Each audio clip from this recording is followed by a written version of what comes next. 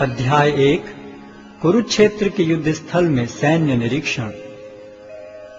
धृतराष्ट्र ने कहा, हे संजय, धर्मभूमि कुरुक्षेत्र में युद्ध की इच्छा से एकत्र हुए मेरे तथा पांडु के पुत्रों ने क्या किया?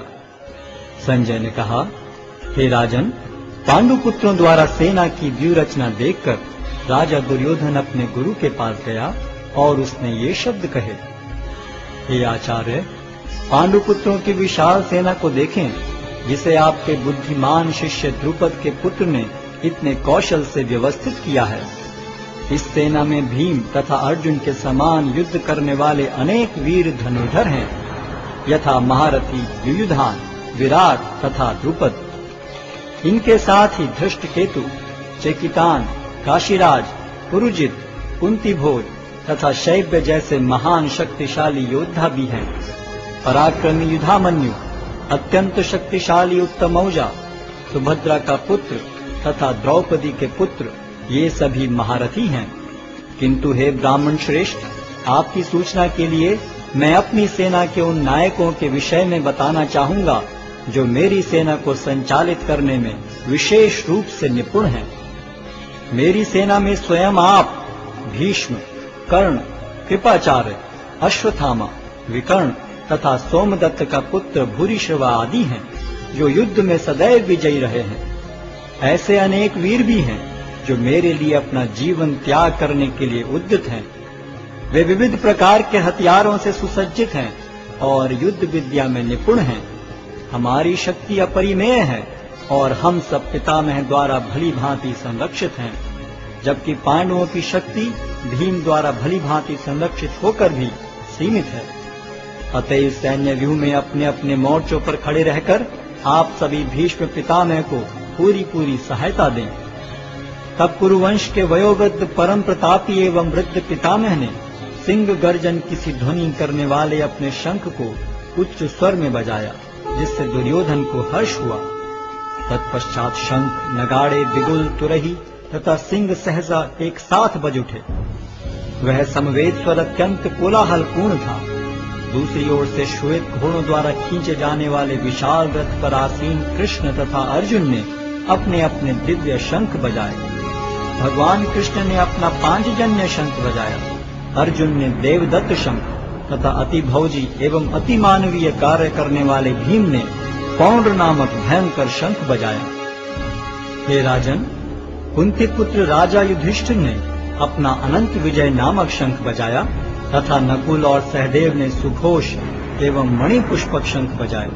महान धनुर्धर काशीराज, परम योद्धा शिखंडी, धृष्टद्युम्न, विराट, अजय सात्यकी, द्रुपद, द्रौपदी के पुत्र तथा सुभद्रा के महाबाहु पुत्र आदि सबों ने अपने अपने शंख बजाए। इन विभिन्न शंखों की ध्वनि कोलाहलपूर्ण बन गई, जो आकाश तथा पृथ्वी को शब्दायमान करती हुई धृतराष्ट्र के पुत्रों के हृदय को विदीर्ण करने लगी। उस समय हनुमान से अंकित ध्वजा लगे रथ पर आसीन पांडु पुत्र अर्जुन अपना धनुष उठाकर तीर चलाने के लिए उद्यत हुआ। हे राजन, धृतराष्ट्र के पुत्रों को व्यूह में खड़ा देखकर अर्जुन ने श्री कृष्ण से ये वचन कहे। अर्जुन ने कहा, हे अच्युत, कृपा करके मेरा रथ दोनों सेनाओं के बीच ले चलें, जिससे मैं यहाँ उपस्थित युद्ध की अभिलाषा रखने वालों को और शस्त्रों की इस महान परीक्षा में जिनसे मुझे संघर्ष करना है उन्हें देख सकूं। मुझे उन लोगों को देखने दीजिए जो यहाँ पर धृतराष्ट्र के दुर्बुद्धि पुत्र दुर्योधन को प्रसन्न करने की इच्छा से लड़ने के लिए आए हुए हैं। संजय ने कहा, हे भरतवंशी, अर्जुन द्वारा इस प्रकार संबोधित किए जाने पर भगवान कृष्ण ने दोनों दलों के बीच में उस उत्तम रथ को लाकर खड़ा कर दिया। भीष्म, द्रोण तथा विश्व भर के अन्य समस्त राजाओं के सामने भगवान ने कहा कि हे पार्थ, यहाँ पर एकत्र सारे कुरुओं को देखो। अर्जुन ने वहां पर दोनों पक्षों की सेनाओं के मध्य में अपने चाचा ताऊओं, पितामहों, गुरुओं, मामाओं, भाइयों, पुत्रों, पौत्रों, मित्रों, ससुरों और शुभ चिंतकों को भी देखा। जब कुंती पुत्र अर्जुन ने मित्रों तथा संबंधियों की इन विभिन्न श्रेणियों को देखा तो वह करुणा से अभिभूत हो गया और इस प्रकार बोला। अर्जुन ने कहा, हे कृष्ण, इस प्रकार युद्ध की इच्छा रखने वाले अपने मित्रों तथा संबंधियों को अपने समक्ष उपस्थित देखकर मेरे शरीर के अंग कांप रहे हैं और मेरा मुख सूखा जा रहा है। मेरा सारा शरीर कांप रहा है, मेरे रोंगटे खड़े हो रहे हैं, मेरा गांडीव धनुष मेरे हाथ से सरक रहा है और मेरी त्वचा जल रही है।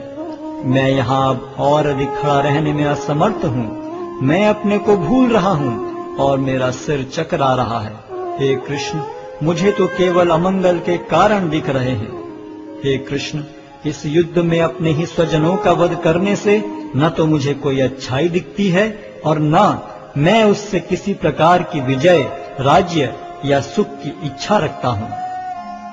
हे गोविंद, हमें राज्य, सुख अथवा इस जीवन से क्या लाभ, क्योंकि जिन सारे लोगों के लिए हम उन्हें चाहते हैं वे ही इस युद्ध भूमि में खड़े हैं। हे मधुसूदन, जब गुरुजन, पितृगण, पुत्रगण, पितामह, मामा, ससुर, पौत्रगण, साले तथा अन्य सारे संबंधी अपना अपना धन एवं प्राण देने के लिए तत्पर हैं और मेरे समक्ष खड़े हैं, तो फिर मैं इन सब को क्यों मारना चाहूंगा, भले ही वे मुझे क्यों न मार डालें। हे जीवों के पालक, मैं इन सबों से लड़ने को तैयार नहीं, भले ही बदले में मुझे तीनों लोग क्यों न मिलते हों। इस पृथ्वी की तो बात ही छोड़ दें। भला धृतराष्ट्र के पुत्रों को मारकर हमें कौन सी प्रसन्नता मिलेगी। यदि हम ऐसे आतताइयों का वध करते हैं तो हम पर पाप चढ़ेगा। अतः यह उचित नहीं होगा कि हम धृतराष्ट्र के पुत्रों तथा उनके मित्रों का वध करें। हे लक्ष्मीपति कृष्ण, इससे हमें क्या लाभ होगा और अपने ही कुटुंबियों को मारकर हम किस प्रकार सुखी हो सकते हैं।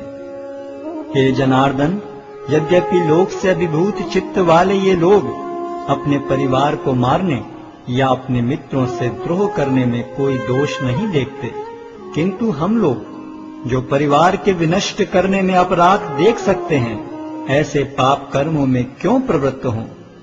कुल का नाश होने पर सनातन कुल परंपरा नष्ट हो जाती है और इस तरह शेष कुल भी अधर्म में प्रवृत्त हो जाता है।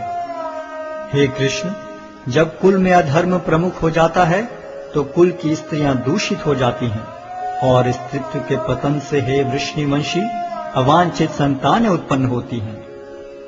अवांछित संतानों की वृद्धि से निश्चय ही परिवार के लिए तथा पारिवारिक परंपरा को विनष्ट करने वालों के लिए नारकीय जीवन उत्पन्न होता है। ऐसे पतित कुलों के पुरखे गिर जाते हैं, क्योंकि उन्हें जल तथा पिंडदान देने की क्रियाएं समाप्त हो जाती हैं। जो लोग कुल परंपरा को विनष्ट करते हैं और इस तरह अवांछित संतानों को जन्म देते हैं, उनके दुष्कर्मों से समस्त प्रकार की सामुदायिक योजनाएं तथा पारिवारिक कल्याण कार्य विनष्ट हो जाते हैं। हे प्रजापालक कृष्ण, मैंने गुरु परंपरा से सुना है कि जो लोग कुल धर्म का विनाश करते हैं वे सदैव नरक में वास करते हैं। ओहो, कितने आश्चर्य की बात है कि हम सब जघन्य पाप कर्म करने के लिए उद्यत हो रहे हैं। राज्य सुख भोगने की इच्छा से प्रेरित होकर हम अपने ही संबंधियों को मारने पर तुले हैं। यदि शस्त्रधारी धृतराष्ट्र के पुत्र मुझ निहत्थे तथा रणभूमि में प्रतिरोध न करने वाले को मारें तो यह मेरे लिए श्रेयस्कर होगा। संजय ने कहा, युद्ध भूमि में इस प्रकार कहकर अर्जुन ने अपना धनुष तथा बाण एक ओर रख दिया और शोक संतप्त चित्त से रथ के आसन पर बैठ गया।